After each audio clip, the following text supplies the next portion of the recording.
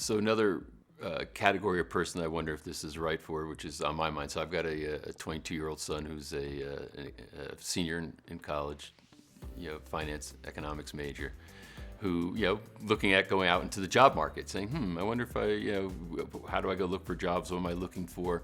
But then he just comes back from a trip to London and says, I found a small gin over there that they don't import over here. I wonder if there's a way I can figure out how to import that over here. You're thinking about ways to take products from one place, bring them and distribute them to another audience. Is someone like that that's like maybe ready for the job market? Even just the Dysons, like they're 29 years old now, and they're doing what? $500,000 a month. $500,000 a month in sales. And $500,000 a month. And these are, so who are these people? Channing and Justin Dyson. We just had them in Hawaii for some videos. Are they college? Like you just out of college, or?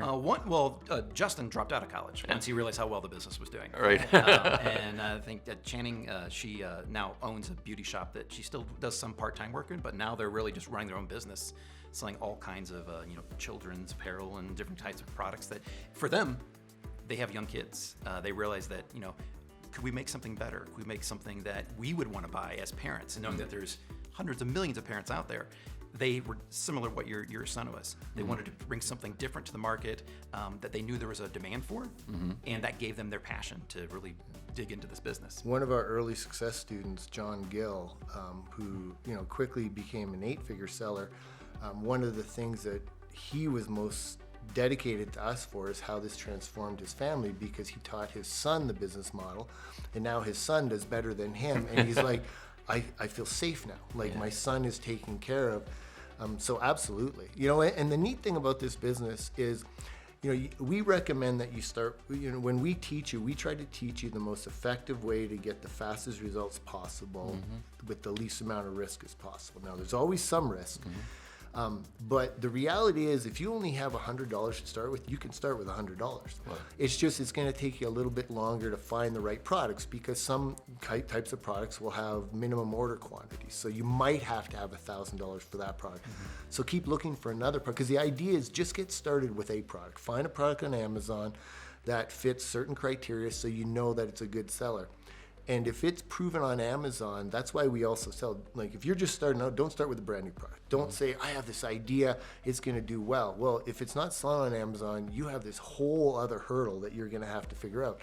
So what you do is you find a product that's selling well. First of all, you try to figure out how to make it a little bit better. There's steps in this process, so is that the first step? So finding the product's the first step in the process, the most important one, because your product is everything. I like to think of it as the base of the entire business.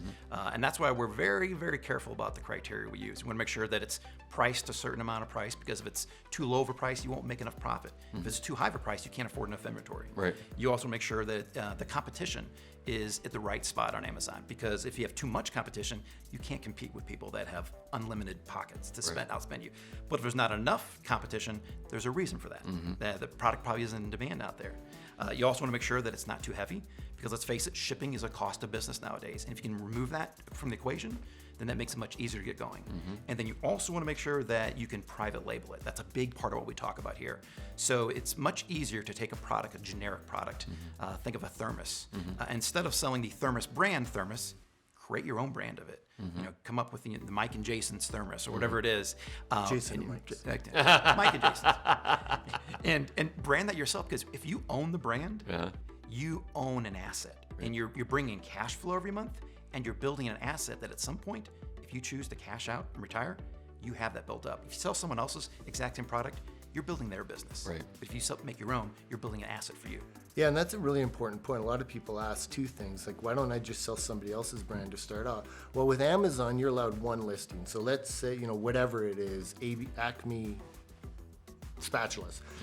There's only one listing on Amazon, and then you'll see underneath the buy box where you click the buy button, other sellers. So then all of a sudden you'll notice that there could be 50 others competing. So what's happening now, everyone's driving for the lowest price. Right. So now it's a commodity product. But when you're your own seller, you're the only listing. You might have Amazon, because it depends on how you have things set up. They can resell your used stuff, so if someone returns something.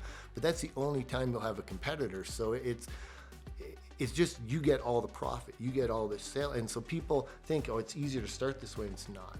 Do you ever have a manufacturer decide to acquire somebody who was white labeling, saying, hey, this is really good, I like this brand of my product, I think I'll buy you? So I haven't had that, but I had them want to partner with us, and several other people as well. So once they see, like your example with your raspberry ketones, where they could have very easily came to you and said, Jason, let's partner on this. We'll give you a better deal. Let's share in the profits. I had one of my suppliers came to me after seeing the growth and wanted to partner on a whole new line with them. They do want to do that sometimes. You don't have to do that. Right. I mean, again, they're really happy being a manufacturer, knowing that they have someone out there who knows what they're doing, selling their products, because that's what they do best. They manufacture, they distribute them to their third-party sellers, and then let us do what we do best. Thanks so much for being here and watching that video. And can I ask you to please subscribe to our channel so you can find out when we're posting new content. You'll be alerted right away when we do.